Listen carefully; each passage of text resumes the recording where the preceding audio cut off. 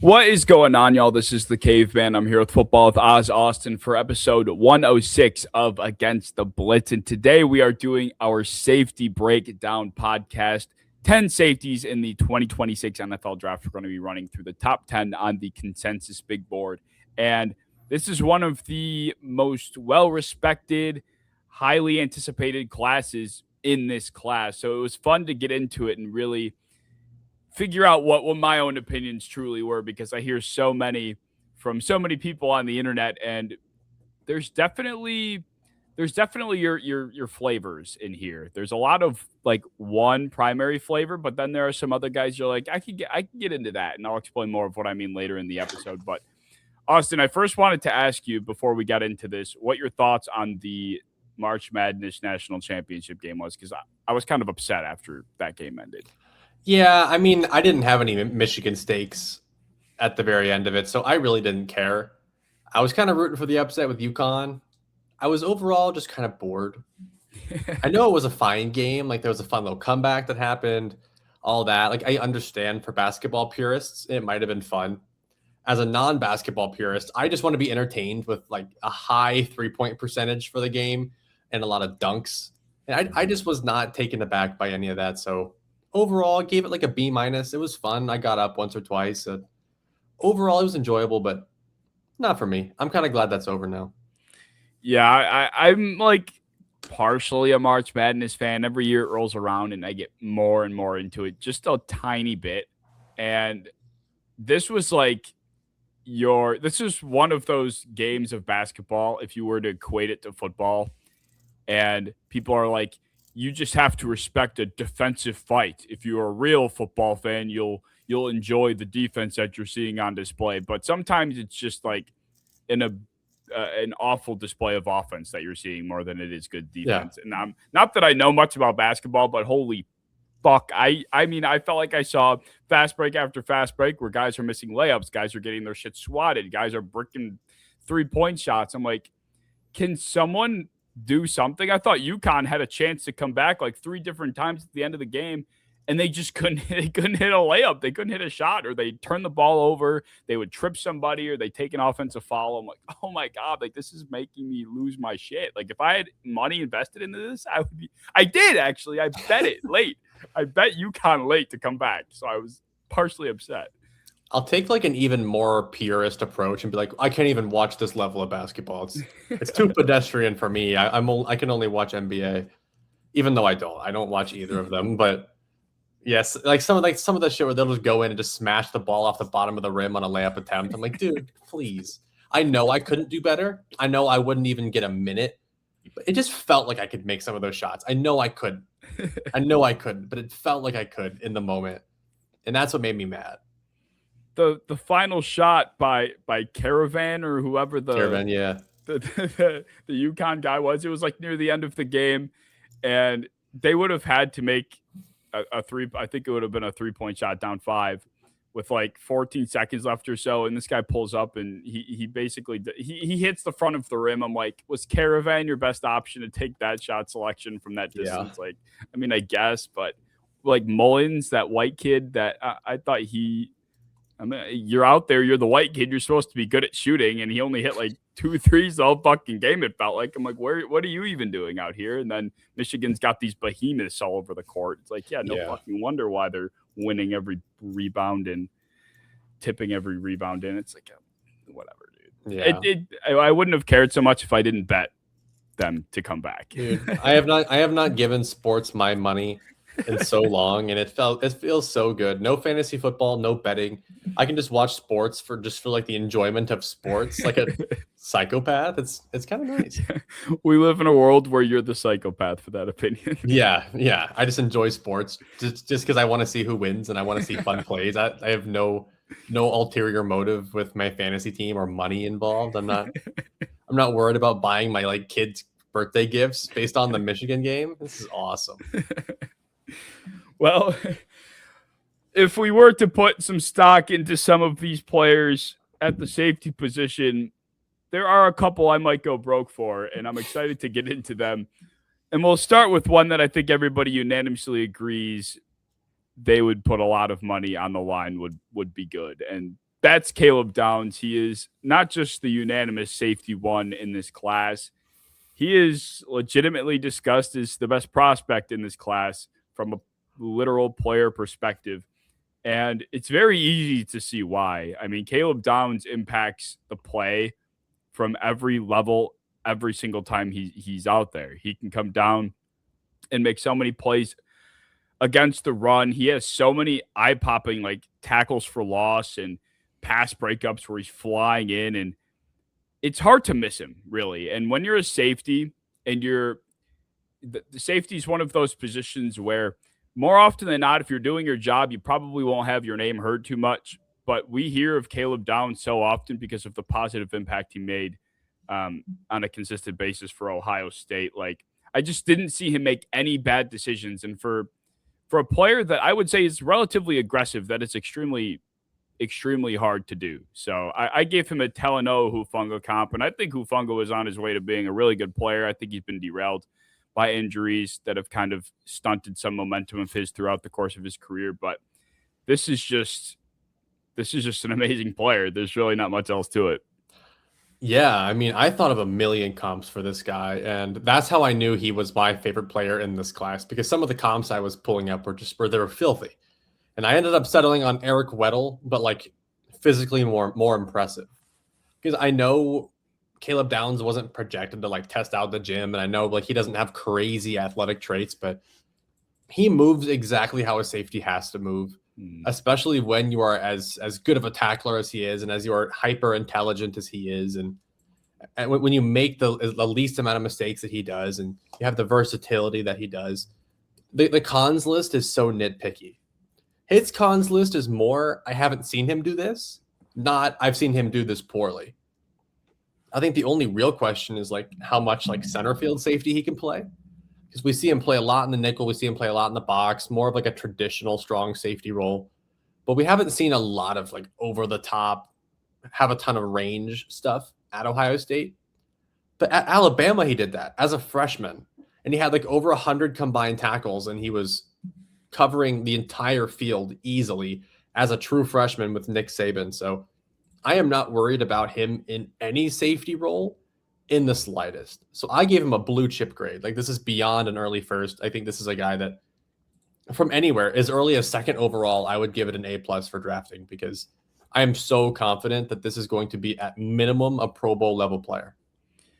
Definitely. There are some guys that you come across in a draft and they feel situationally invincible. And that's Caleb Downs. It's like you could throw him in any secondary and you're not worried about, this side of his game rearing its ugly head or him getting exposed for XYZ. He just is such a well-rounded player. And even when if things were to break down around him, it's like, okay, well, Caleb Downs didn't do anything wrong. Like, that's just the kind of player that you're getting in Downs. And it's going to be exciting to see where he ends up, purely because he's a safety.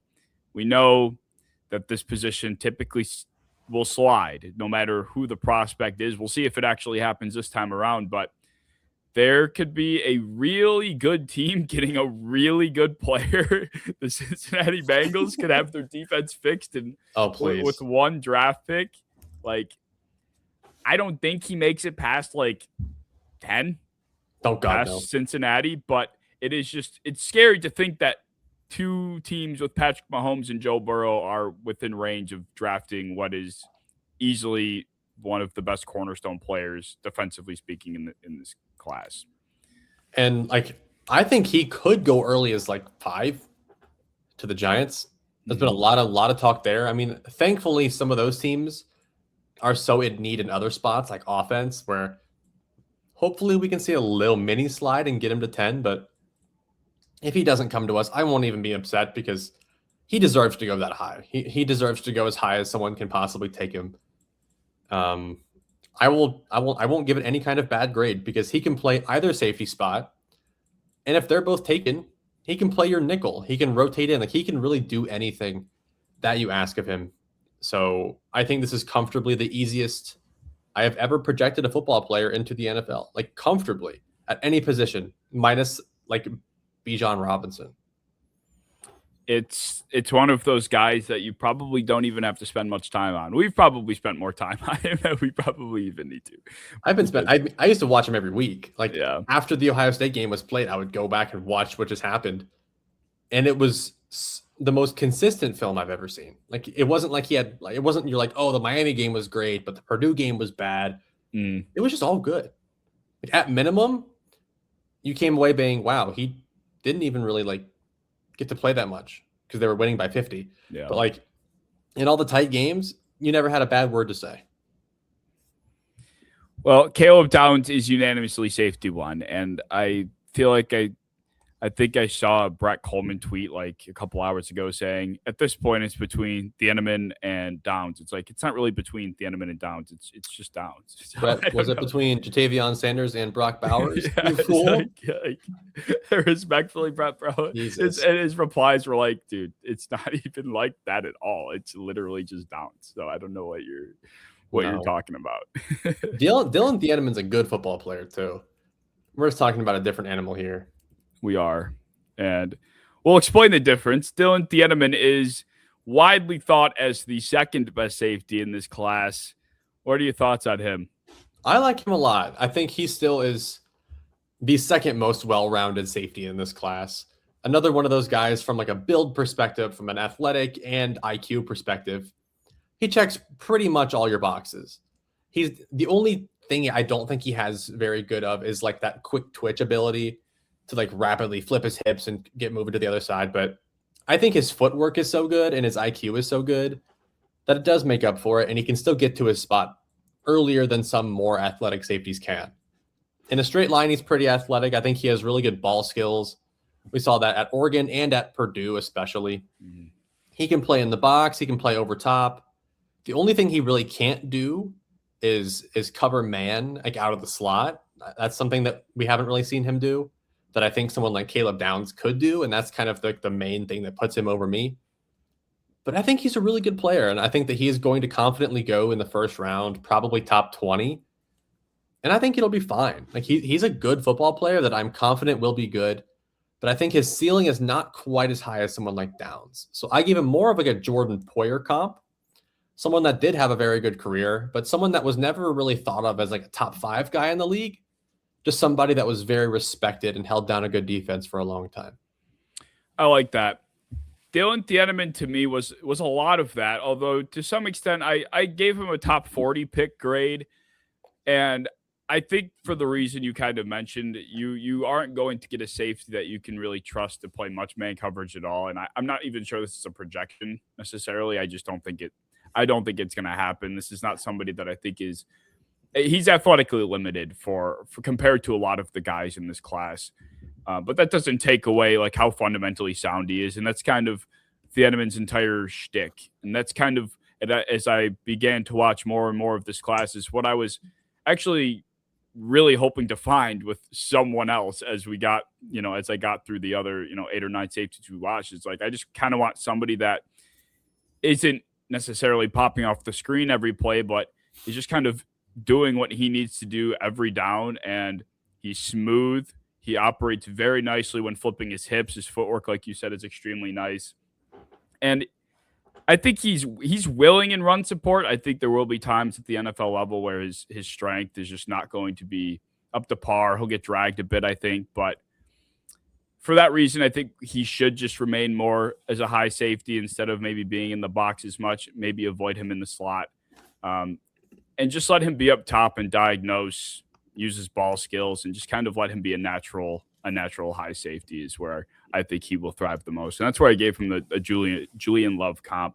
Julian Love was actually extremely slow. I didn't know that until I went back and kind of read back up on him. But Thieneman isn't. He's straight line fast, which Love really wasn't. So I think this is the kind of player that your he won't change your secondary, but he'll really be like the final puzzle piece to complete the picture. Yeah, and I liked his versatility too. Even though he's probably not at his best down at the line of scrimmage, he shows he can do it at like a B level.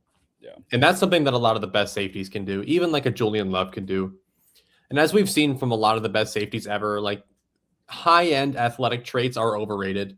A lot of the best safeties in the league are completely just IQ and footwork and all and like technique over raw athletic traits.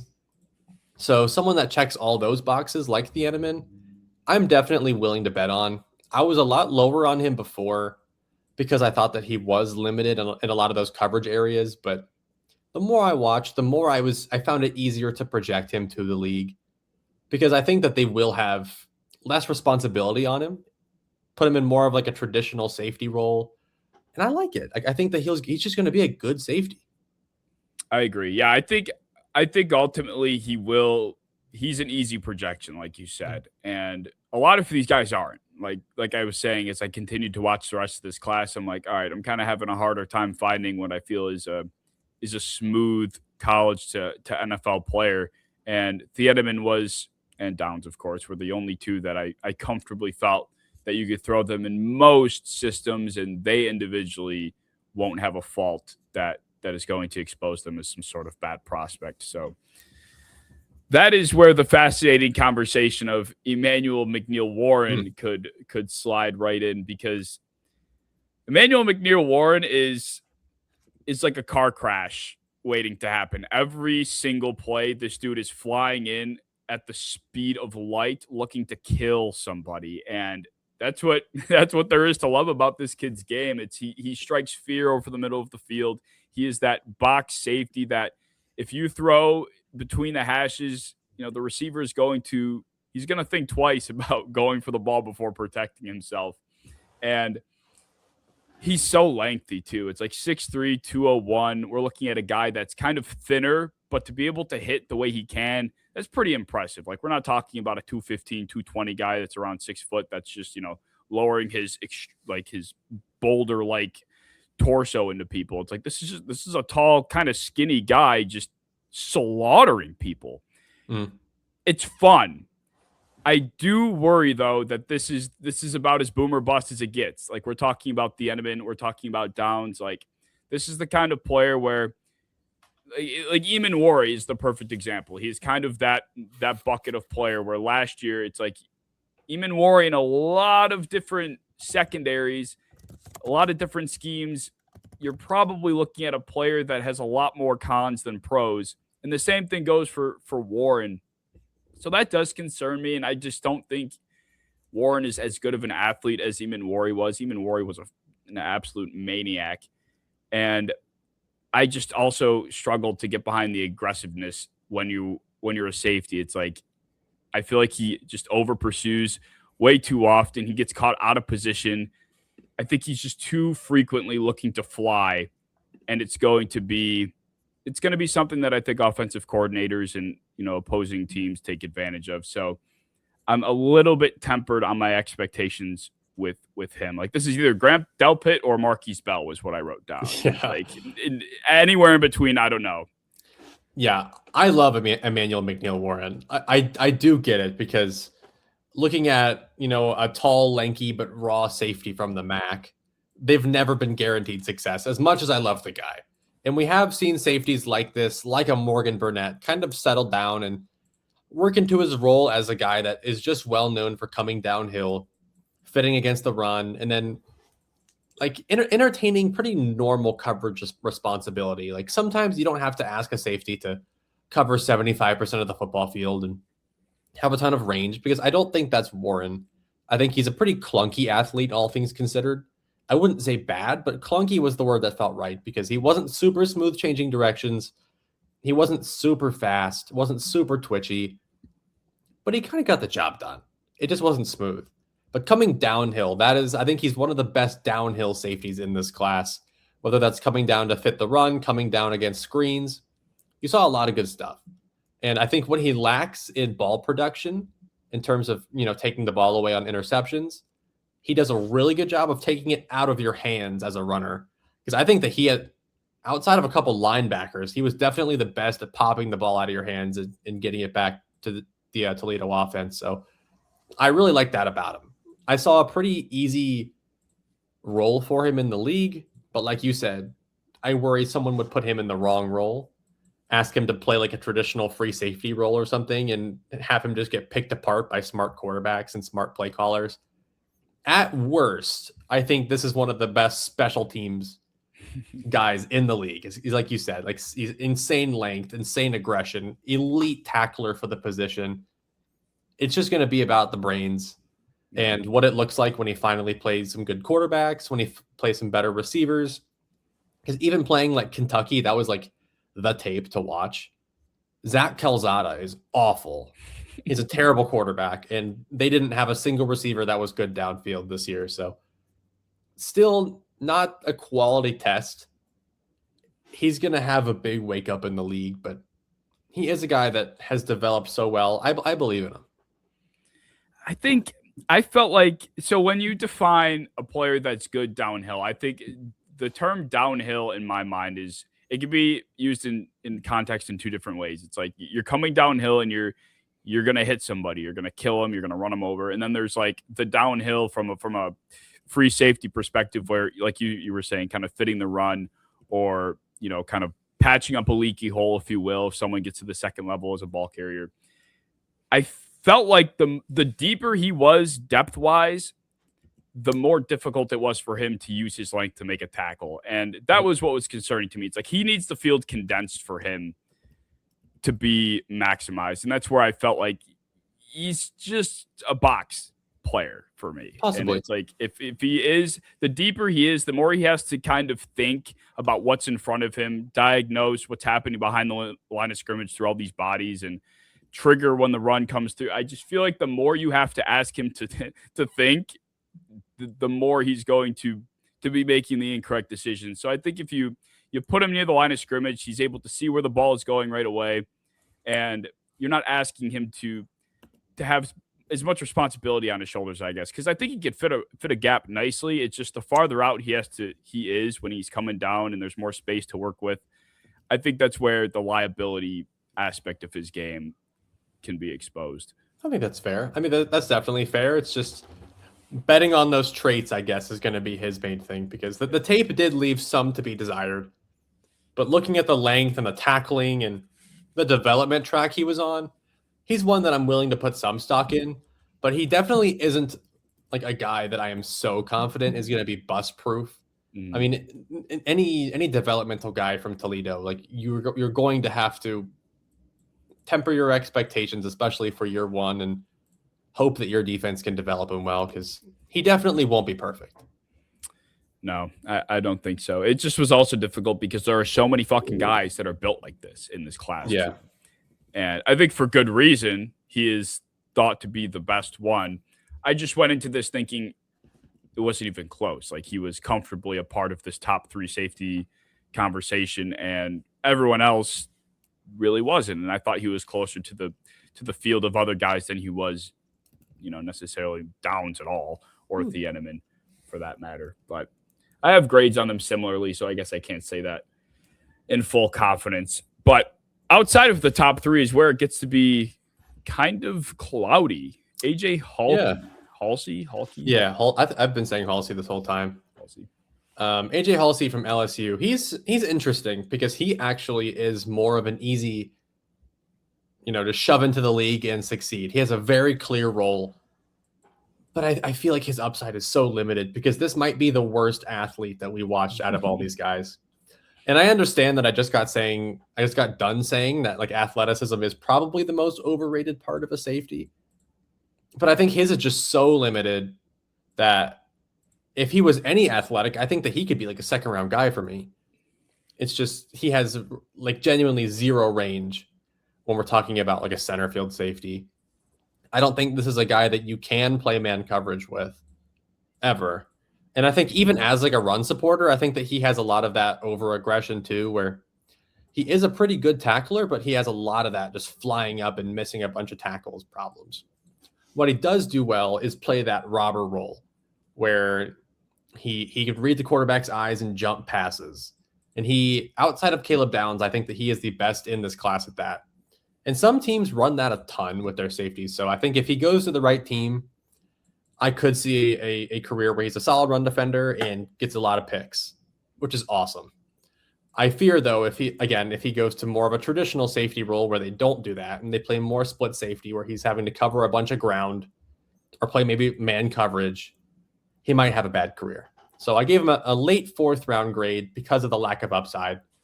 But I do think that he has a nice transition to the league if he can play that robber role off the bat. You're a lot lower on him than consensus for sure. AJ, It's shocking to me. I had conflicting thoughts about Haulcey because watching him, my immediate instinct was, yeah, this guy just ain't it. But the more I kind of appreciated his game, the more I thought about it. I'm like, all right, I guess I don't hate him. I thought late day 2 was fair, maybe even a little bit high now that I think about it. He was the 4th safety I watched. So now that I kind of put it more into context of everybody else, it probably is more like an early day 3 type of grade for me. But he is he's built like a box safety, but has the mind of a free safety. I feel like. I think he's very, very good at diagnosing and processing what's in front of him. I think he's in terms of processing concepts, I think he's probably one of the best in the class. It's just about his ability to execute on what he's seeing. And that's the frustrating part about it. It's probably pretty aggravating to be such a limited athlete, but you know what's going on all the time. Because I feel like that's really what's going through his head constantly is just he understands what's happening. He can jump passes when he sees them. But when you're 215, you're 6 foot, your athleticism laterally is going to be extremely limited. Like you were saying, the man covered stuff is just not going to be there at all. And I was kind of shocked for somebody that was stockier like this. He didn't, from the box, have much like a block shedding type of skill set whatsoever. It's like he kind of just needs to be one-on-one with the tackler to have much of a chance. And even then, his shorter arms and his change of direction stuff is just so not appealing. It's just like tough to get behind it. I gave him Andre Cisco. I think this is somebody, though, that can be successful playing over top. As long as another guy that can keep stuff in front of him, then he won't be getting exposed for the lack of athleticism per se. So if you really isolate what he has to do, I think you could get a decent little player out of AJ Haulcey. Yeah, I think he'll be fine. Like in 4th, like I'm drafting a guy in the 4th round. I'm not expecting him to be bad. Yeah. I expect that guy to still be a quality starter on my team at some point. It's just if I draft a guy in the 3rd round, I expect him to like possibly be really solid, like possibly be really good. And if he goes in the 3rd, which he probably will, I'm not going to give that a bad grade. I think that'll be a fine spot for him. But I have seen some people have him as like their safety 2, and I just don't see it. Like I think he's just so much more limited than some of the guys ahead of him that I just can't quite get on board. I agree. It's unfortunate because this is a class of a lot more. It's a traitsy, athletic, and extremely, desirable class in that way. And I feel like the brains part is where this class kind of lacks to some effect. But he's the inverse. He's kind of the outlier in that way. He's got the brains, he's got the eyes, he's pro ready from that perspective, but he just doesn't have what everybody else does, and that's really any lick of athleticism or traits. So, yeah. What about Kamari Ramsey? This was kind of my hate watch of the bunch. I did not like Kamari Ramsey much at all. I get he's young. This is a very athletic player.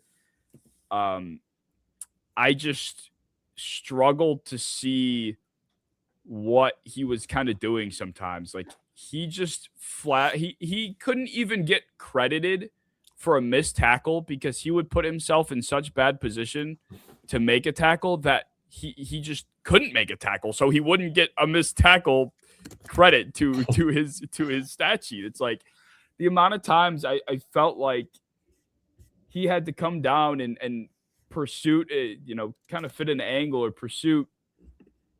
It just was so bad. It's like, it was almost like, what are you thinking? Why did you take that angle? Why did you come in the way you did? I thought that this was, at the time, one of the worst tacklers amongst the defensive backs in the class.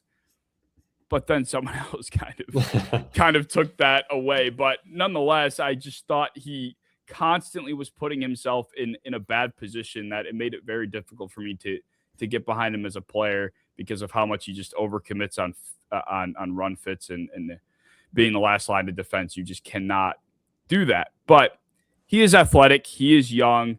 I think this is somebody that can play. He has experience playing from all three spots. And I know the whole thing with Kamari is like he had to play nickel this year because of all the injuries at USC. It's like, all right, well, I still don't quite understand where I would play him if that wasn't the case. But it's a project that you have to take on, and you got to kind of work your way and mold it into what you want it to be. But I feel like this is one of those positionless for a reason type of players, if that makes sense. Yeah, I gave his grade even an asterisk. I gave him a 4th round grade because this year's tape was not really that exciting, like whatsoever. Last year's tape, because he was even a guy that was going to come out last year, and he did declare, and then I guess he decided after that he decided to stay. But I loved his tape last year. I gave him like an early 2nd round grade last year because a lot of like that split coverage stuff where he was super rangy and he was making plays on the ball like deep in coverage, and he was coming down hard on the ball. When he was getting to work in space and he had time to go break on the football and be like a true coverage deep safety, I loved his stuff, especially for how young he was. He was so instinctive. And then this year they had him playing so much closer to the ball, and it was not good at all. Because that was kind of my main thing last year. Even I was like, this guy's not really a great run defender. I think he'll be a good general coverage defender in the league in man and zone. But when we're talking like run defense, I wasn't a fan. So when they decided to put him in the nickel this year, I was shocked because his main thing is he's like not that physical. And this year, effort was a thing on tape that I really was not a fan of. So I dropped him 2 rounds down to the 4th because I do still believe that player is in there. I don't think he magically got worse at like age 21. Obviously, he was used entirely differently, and it is still a negative if you can't play nickel. Like I would like my safety to be able to play some nickel. It's a very big trend in the league. It's pretty important, and it's not good. So that's partially just what dropped his grade entirely because I thought he could. But if he were to just play like a more traditional split safety role like he did in 2024, I think you have actually a pretty good player on your hands. That's really the whole story with Kamari. It's whether or not you think he can be what he was in 2024. Just from watching 2025 alone, the highs just were non-existent. I feel like there were very little moments where I'm like, wow, that was like an amazing, unbelievable play that Kamari just made. But then the lows were just so damn disastrous. I'm like, this is benchable.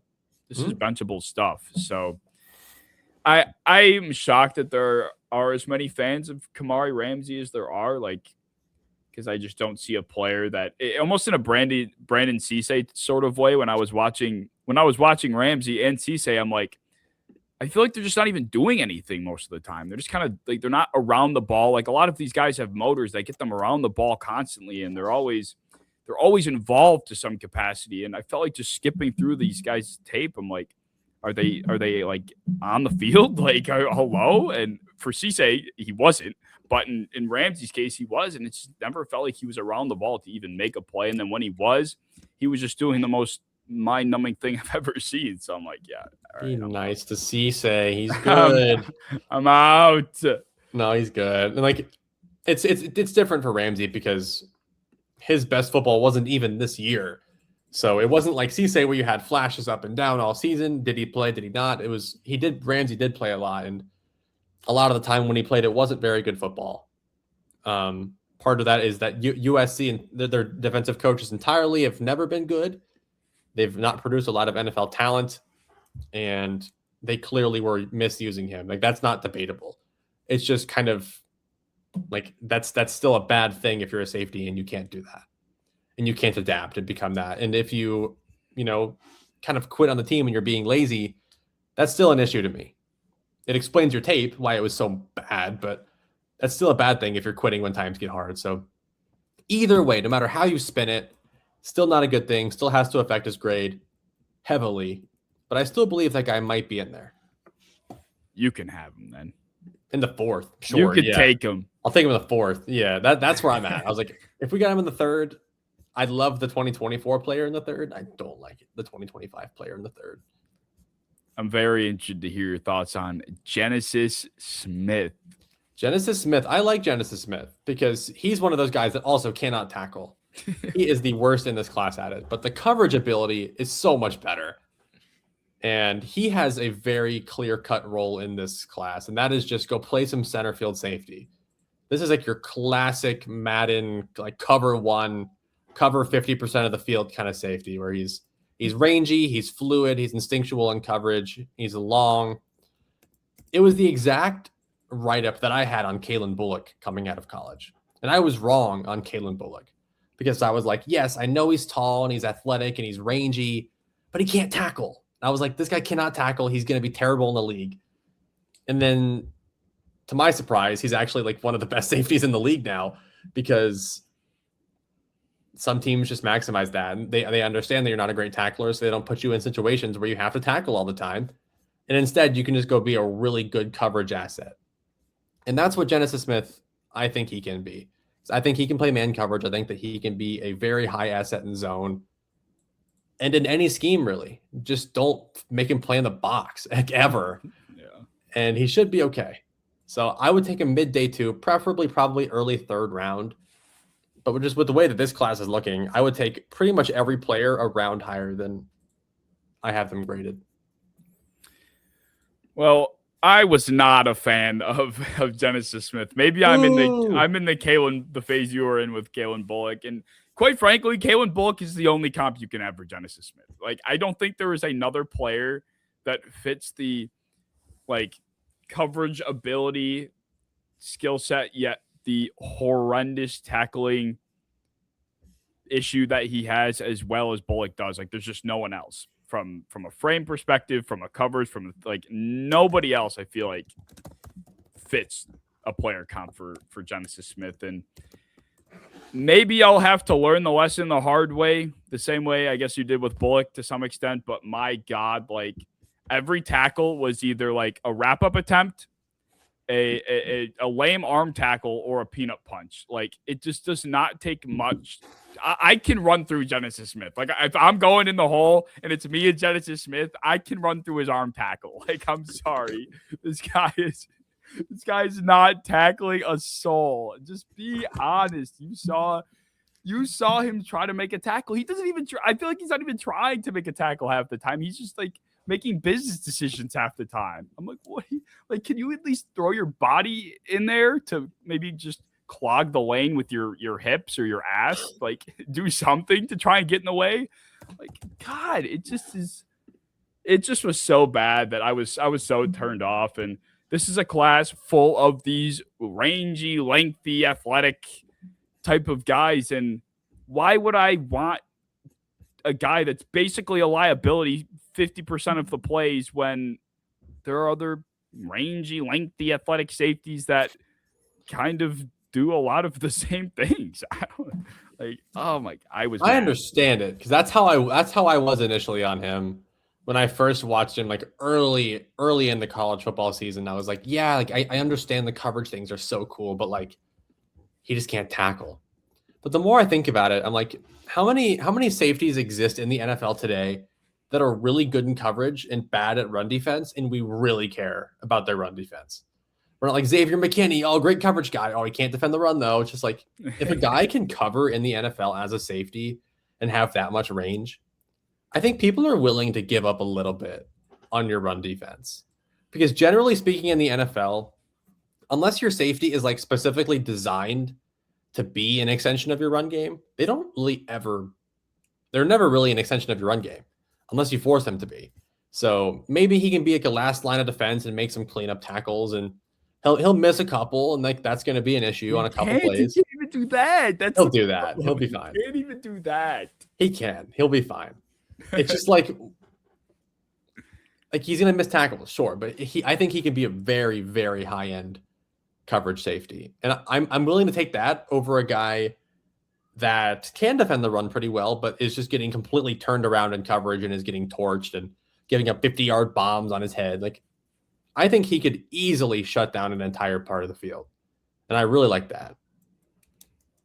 I think the other part too is like I wasn't seeing the I think he is good in coverage, but I wasn't seeing these crazy instincts and these amazing ball skills to the extent that would make up for the tackling problem. I think is where I'm having a hard time. It's like I definitely do think he is good attacking the football and he processes well, but when you're looking at like a checks and balances scale, it's like the tackling is so bad that it just completely doesn't balance Who the cares? coverage. To me, I He's so care good. so. I'm telling you right now, if you put me and him in the gap 5 out of 10 times, I'm going to make him miss. I'm sorry. It's just not his. It's just not his forte. Those players weren't even making him miss half the time. Yes, they were. What is his missed tackle rate? No. You cannot just look at missed tackle rate because of like Kamari Ramsey's missed tackle rate wasn't even that bad. And 20%. Yeah, but Kamari Ramsey's wasn't bad, but it was because he just quite frankly was never even near the ball. I don't think Genesis was that bad of effort. I think his was once he immediately got to you, the form was just awful. Like I think his is just an entire form issue because he just goes to wrap up your shoulders.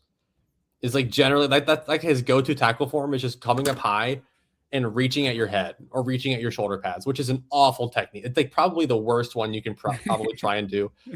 But it's so fixable. It's not like he's like diving in ankles and missing. Like he just comes in so high and people just duck under him. But it's so fixable. Tackling is so fixable. Please just become halfway decent at tackling. Become slightly below average, and this guy is like a Pro Bowler. But like we're talking like level 1 of Candy Crush. You need to get to like level 350 to be a serviceable. Kalen Bullock is really freaking good, and no one. That's an anomaly, though. That's an anomaly, though. I don't know. He's so good. Kalen Bullock, I feel like, was so destined to blow up for this exact reason, and now he's in Houston. So it's like, what do you really? What else do you really got to do if you're Kalen Bullock? Nothing. How many defenses does Genesis Smith go into right now? And that's all he's got to do is be that rangy covered safety. There's not many. We can all use them. Trust me, we can all use them. Please. Like let's put him in Seattle right now. Okay, yeah, you can say that for a lot of these. Stop. No, eliminate the Seattles. Eliminate the AJ Haulcey's not moving me in Seattle. I don't care. He's not moving me. Whatever. He's playing linebacker. I don't see it with Genesis, and his name is corny as shit. It's just a biblical name. It's just kind of corny, bro. I think the amount of biblical names in this safety class were unbelievable. Emmanuel, first of all. I know it's spelled a little differently. We have Genesis Smith. That's one. There had to have been more. Bishop Fitzgerald. Come on. Bishop. We're getting into from Ahmad Moses. Come on. There's so many biblical names in here. I can continue, but I'm not going to. He's GOAT. Leave him alone. Genesis Smith won't be biblical. He'll be the opposite. What's the opposite of biblical? I don't know. Satan. Satanical. I don't think it'll be that bad. Maybe I do. I don't know. I haven't gotten that far. But Jalon Kilgore, I think, are we both fans of Jalon Kilgore? I think I looked at your slide before. Yeah. It so depends on his role for me. Yeah. I think he's somebody that I feel like does have a well enough rounded skill set, though, to be able to play anywhere. He didn't play much from the free safety spot. He was more of a nickel, box type sort of player, but I think his traits would best translate to playing over the top. Like, I think he's got very good ball tracking and locating skills. Like, there were times where he did get turned around pretty easily, I felt like, but when he gets his head back toward the ball, he finds it so damn quick. And it's very impressive. He locks onto it and he can get his arms in position to either catch the ball or completely knock it away. I thought that was an impressive part of his game. And I did think that the long arm, like for a guy like him, he has long arms that actually do help in run support, where there are other players in this class, like they have long arms. It's like, for what reason? You don't use them. You don't close space the way you should. Where Kilgore, I thought does.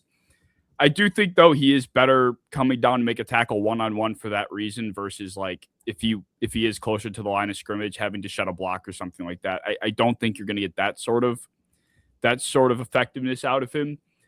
I also was kind of concerned about, talking about effort. I just never thought he was too eager to get involved. Like if the play's on the other side of the field, I'm not going to knock you for like not sprinting your ass off to get over there if you have zero chance to do anything. But there were some plays where I'm like, if you would have tried to get there faster, you probably could have done something about that. And it's kind of hard to knock him for stuff like that because you don't exactly know why or if that means anything. But it's certainly something that every reputable scout for any player ever documents is just pure effort and pure wanting to be involved and eagerness. And I thought that was where I was also slightly concerned. But I think from a skill set perspective, he can do a lot of things you ask him to do. And I'm interested to see what this player looks like in the NFL because it could be a wide range of things. Mm-hmm.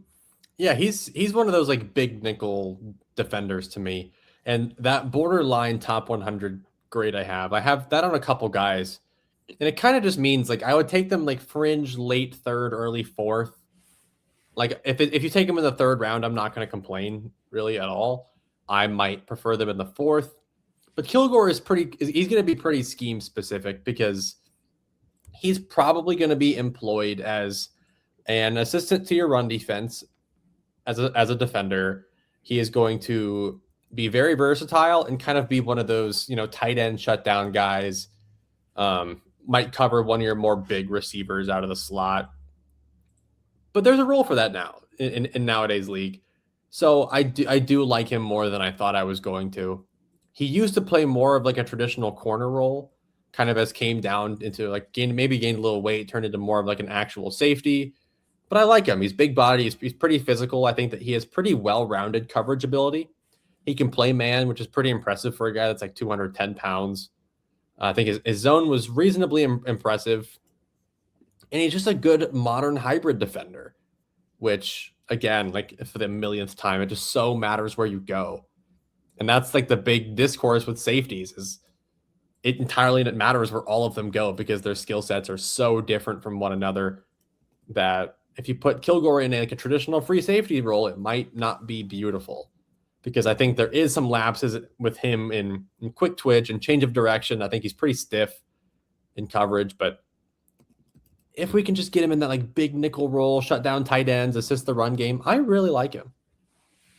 I think it's tough because for him, I feel like I saw a player that definitely could shut down the tight ends and he could be a bigger force in that area of the game. Although I feel like anytime if he's in the slot as often as he was, there are going to be a good handful of NFL wide receivers and, tight ends even that will give him a hard time. Like I thought his change of direction was a little bit underwhelming, and that was why a lot of the times playing over top, he did get turned around as often as he did. I think from, I guess, my perspective, just as I'm learning how to do this whole scouting thing, I'd almost rather the ball be in the air and have him turning around so he can have a chance to locate it as good as he does versus like the ball getting to him quick and he's in the slot and getting beat fast off the line of scrimmage because he just isn't able to keep up with some of these guys. I was kind of surprised how often he played. Well, I guess I'll put it this way. I was surprised how little he played free safety compared to slot and box because all of these guys really, I thought, had a good handful of experience and snaps everywhere. But Kilgore, if I remember correctly, was one of the few that didn't have as even of a split, if you will. No. I think it was just him coming from corner. Like it's hard to just to throw a guy at that. Like usually it's like corner, then nickel, then safety. Like you don't usually just go from like perimeter corner to like true free safety. Yeah. I think I don't know if he could do it at the NFL level. It might be a hard transition, but that's why I gave him that Cam Curl comp because Cam Curl even played more of like that corner hybrid defender in college at Arkansas, and then kind of transitioned into a little bit more of like a traditional safety when he got more reps at it and he got more NFL coaching at it. So I see a lot of similarities in their skill set and in their build. So I think it could happen. That brings us over to Bud Clark. Buddy Clark. He's so ethical, Bud Clark is. He is like a traditional, old school, just free safety. Like he knows his role, and it is to cover. And he is. That's why I gave him that Eddie Jackson comp. For those that remember, Chicago Bears Eddie Jackson, who his entire thing was just being good in man, being good in zone, and getting a lot of picks. That was kind of his thing. You're not asking Bud Clark to come up and be an amazing run supporter. He's willing, but he's 188 pounds, so you're not going to get a whole lot. I don't think he's going to be much of a better NFL tackler than Genesis Smith, as we compare their projection wise. Right, projection wise, nah, I don't think he is. But I love his coverage stuff. I think even in man, his mirroring is so good, and he was shutting people down at the Senior Bowl. Shutting them down because his mirroring was so good, and he was getting his hands on the ball every single time. And he's played a lot of college football. He's an older prospect, but he is one of those guys that's ready to come in and play on day one. And if your team is needing a rangy, fluid, ball skillsed up free safety off the bat, you got one right here. So I would take him as early as the 3rd round because there's such a clear role and need for him in this league. This is such a fun player, Bud Clark is. I gave him an Xavier Watts comp. I gave him a late day 2, early day 3 grade. A lot of to do because of just the limited athleticism and, obviously the size concerns. Like there's going to be play strength issues going from college to the NFL. There already were at TCU. He did his best. He's tough. He's willing to fit the run, but there are definitely going to be times where he gets thrown around in the box and, trying to get in the way of runners at the NFL level. But like you were saying, from a pure safety perspective, this was one of the few guys that just kind of plays the position and is extremely, extremely good at it. Like this guy is so aggressive, and it's so fun watching him basically do anything he has to put himself between the wide receiver and the football. It doesn't matter what he's got to do, but he will do it. He'll find a way, and his hands are extremely good. Like this guy can high point a football like any average wide receiver can. Like there are some reps where I'm like, maybe half paying attention, but I'm like, wait, was that Bud? Was that Bud that jumped for that? Like I thought that was the receiver for a second.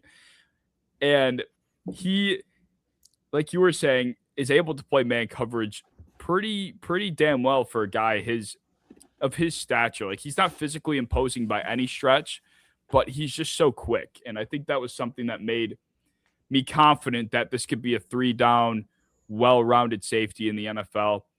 I'm just worried about his aggression. Like this guy, like I was saying, is willing to do whatever he has to do to get the football. And I think that can get taken advantage of by the right play call at the right moment. Like Bud, man, you just need to be willing to be the defender in a given situation. And I feel like he has a hard time doing that and will put himself out of position if he's willing to put himself out of position for the ball, is what I'm basically trying to say. So to me, he's kind of like a luxury free safety pick. Like if you have the rest of your safety room, the rest of your defensive back room kind of well-rounded, and your defense is pretty solid, and you're looking for that guy that can, tip the scales from a turnover margin perspective, then Bud Clark is your guy. I just wouldn't bring him in hoping that this could become the first piece to your extremely above average safety room, if you will. Yeah, I know he shouldn't be your best safety. I mean, he's 188 pounds and he's older, and he's not a freak athlete. So 100%, there is a very real chance this guy does not succeed. I kind of see him being one of those guys that only has like 2 to 3 really good years. Like I think to sustain his skill set in the league is very difficult. When like even a guy like Genesis Smith, I mean, the guy's 6'2", 202 with some legit physical tools. And I think with a guy like Bud Clark to only be 188 pounds and to not even be that level of athlete, it's a little more concerning, which is why I have him lower, especially at, 24 years old. I just found out he is. I'm a little lower, but I do see just like, I think he could be really, really solid. I do. but he's not bust proof whatsoever to me.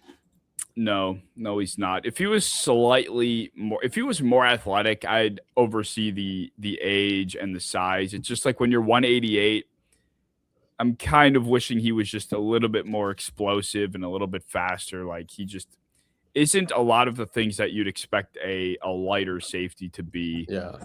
And if he was, he probably would be even more reckless and willing to jump footballs a lot faster because he can process. And when he knows what he's seeing, he darts. But it's not like, shot out of the cannon dart. It's just Bud Clark dart.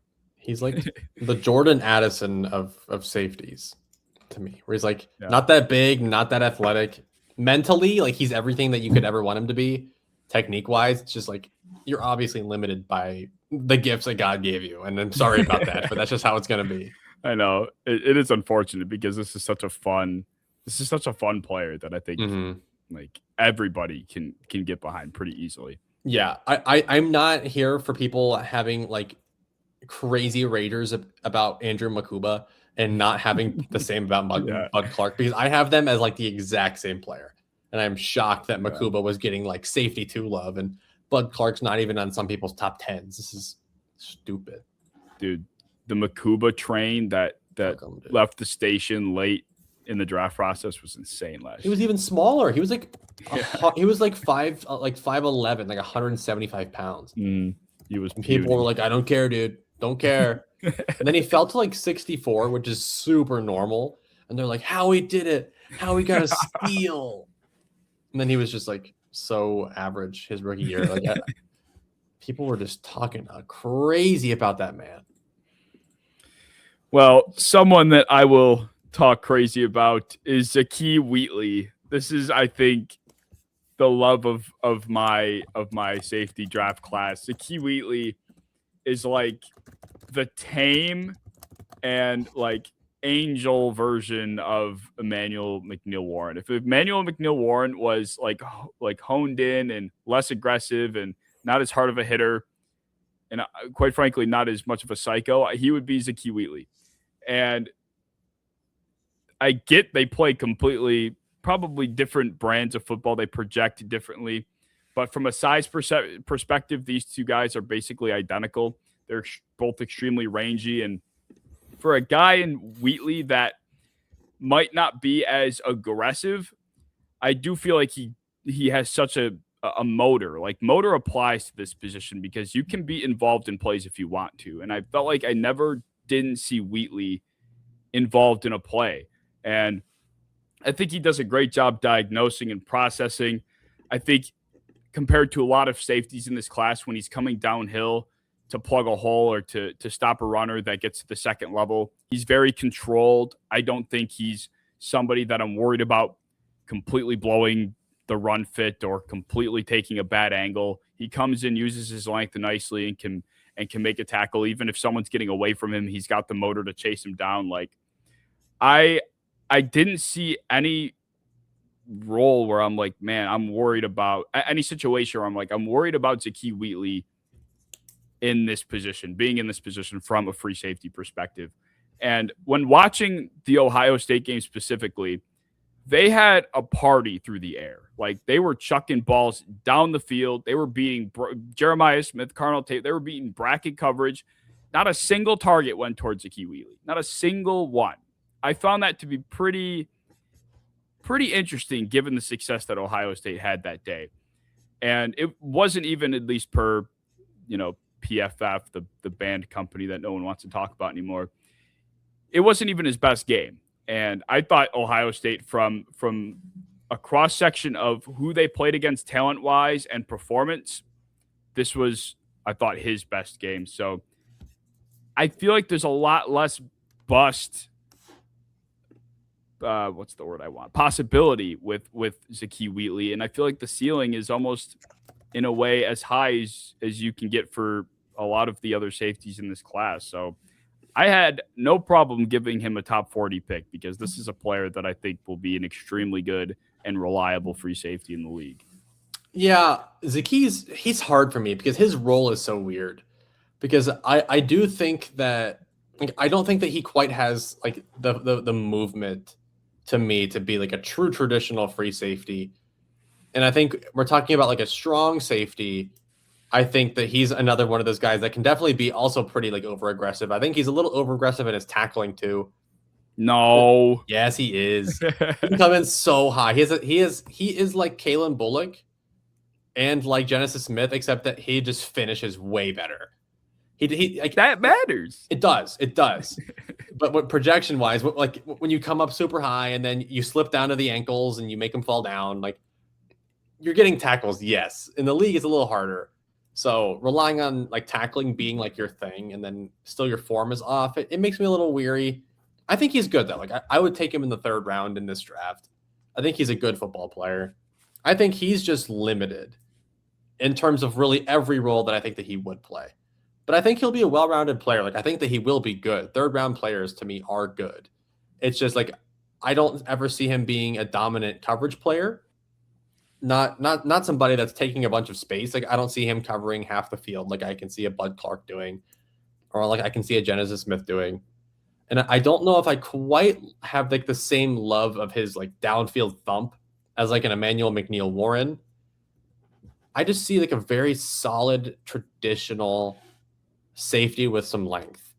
And that's cool with me. Like especially a guy that like I think projects really well to cover tight ends and to erase screen passes. Like that's kind of where I really like him. So I almost like him more as a strong safety in my brain.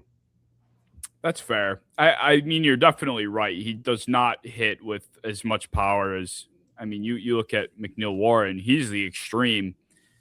Who would be second on that list? I guess I'm not even sure off the top of my head. Tackling, like hip Caleb power. Caleb Downs. I would say AJ Haulcey has like the hit power. It's just he slides off people a lot too. Yeah, I would say they all hit harder. I would say maybe even our next guy that we're going to talk about might hit a little harder, but like that does matter. Like stopping power matters, and stopping a guy in their tracks before they can get the first down or at the line of scrimmage, like that all does matter. I think Wheatley is more of a wrestler when it comes to tackling. Like he'll start up high, the guy slips off, and he tries to grab for an ankle to make the guy trip. Like, and he's pretty good at it. Like all things considered, but his whole thing is tackling. It's like how reliable of a tackler he is. And I do worry that won't quite be the same shtick in the league if that technique doesn't get fixed. That's fair. I do think he will do a better job processing if he sees things in front of him. I think that was kind of one of my takeaways too. Is like I have a difficult time seeing him play closer to the line of scrimmage or be in a nickel spot as often, because I think that's when stuff gets over his head, I think that's when he might get a little bit lost. Yeah, that was my worry.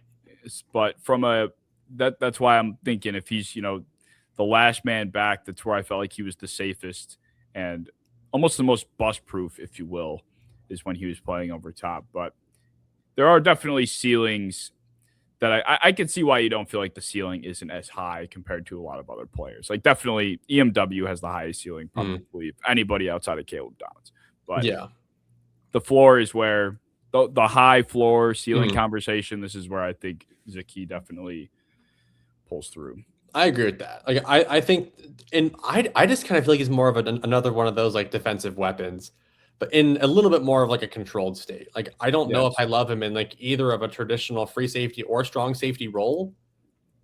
Like I feel like I don't know, maybe a strong safety, but more of just like that defensive weapon can come down and play what's in front of him and play on more specialized downs and probably not ever have to cover receivers in coverage or like really allow the scheme to let anything behind you, because I can see people kind of targeting him downfield and making him turn and run and make plays downfield. And I don't think I love that projection as much as I love him just floating down by the line of scrimmage and trying to erase screens and not letting the quarterback run and being a support to your run defense. I think he'll be good at that. And that's why I gave him that 3rd round grade or that borderline top 100 grade. But I think if we're talking about taking him any higher than that, I don't know if I can see him being that like best safety on a team type guy. Yeah. That's fair. Well, that brings us to the last safety on our list, VJ Payne.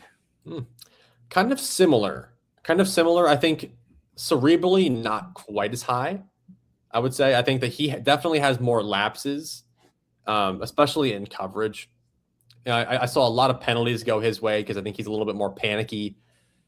But I think his traits are a little better. I think he's a better athlete than Wheatley is. So I do have similar grades on them because I think if this guy sucks, this is like one of the best special teamers to ever play the game. Because he does have a little bit more of that like impact tackle. I think that he's a better athlete overall. I think he's bigger. I know they're on paper like almost the same measurables, but I think that he's bigger on tape.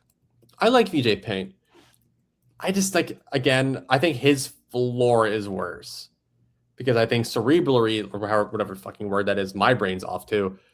He's just not quite starter level safety. I think that he has to be one of these defensive weapons. I keep saying that word, but people trying to chase like the next Nick Emmanuel, I think that's what VJ Payne's going to be drafted to do. And that is, again, to play down by the line of scrimmage, try to erase tight ends, and be like the third safety on the team that has more of like a missile approach. Yeah, definitely. Like the risk with Payne is certainly a lot higher. Like you are definitely investing your pick here, and you have to be okay with the chance that this is not necessarily what you hoped it would be. And the biggest reason is for the reason you said. It's like he just has some hesitations, some lapses in coverage that are really tough to get past. Like it didn't just happen once or twice. Like this is definitely the biggest blemish on his resume from a safety perspective. And when you look at all of the guys that are in this class, once again, we are looking at these lengthy, long, athletic sort of safeties. It's either you have this extremely high ceiling like EMW has, or you're kind of a safer move like Zakee is. And then there's the guys that are kind of in the middle, and that's where VJ Payne falls.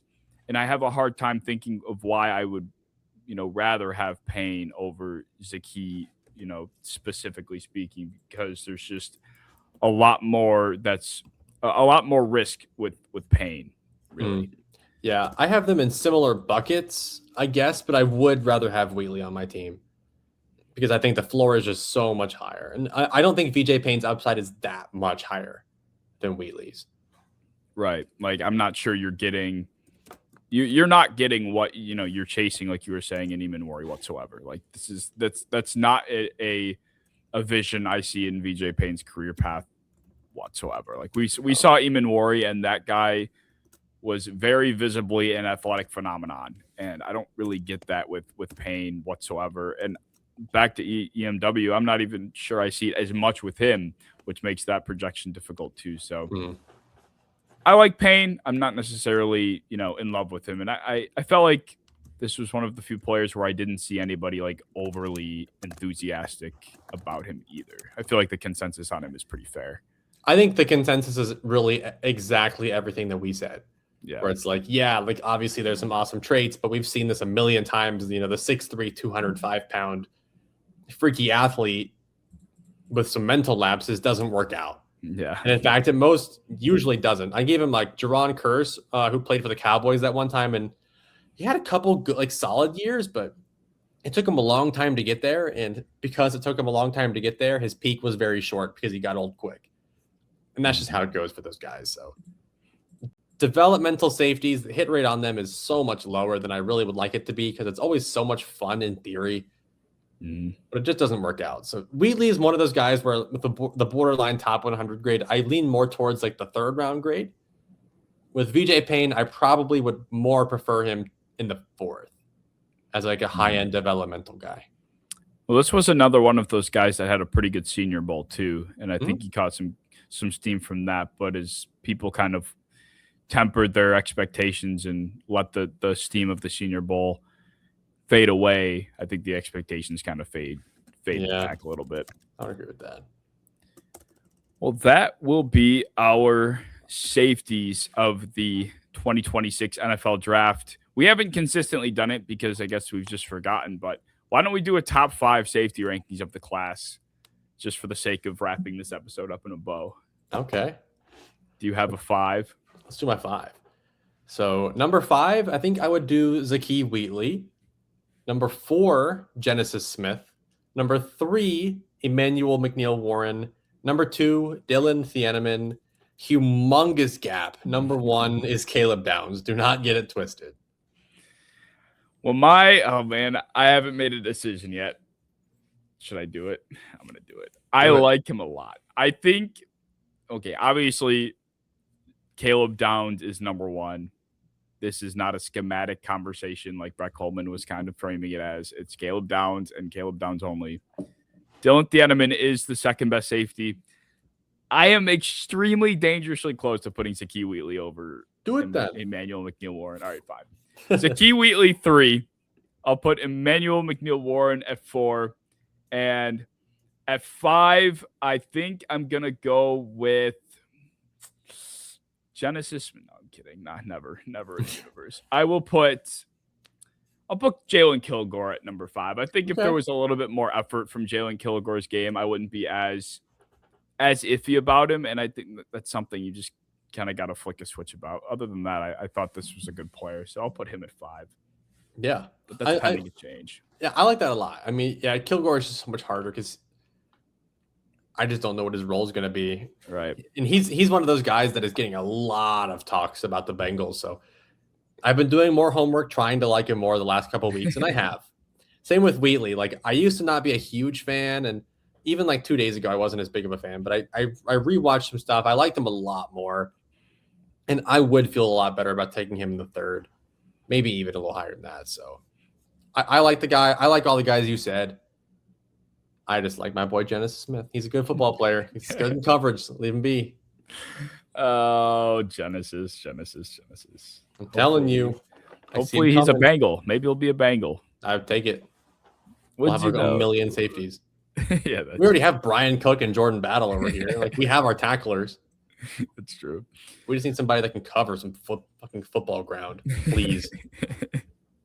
Well, that'll wrap up episode 106. Let us know what you guys think of our safety opinions down in the comment section below. We are doing a mock draft with the Discord server, which you can join in the description as well, near the end of the draft cycle. So right before the actual NFL draft. So if you want to be involved in that, join the Discord linked in the description below, and we will see you in episode 107.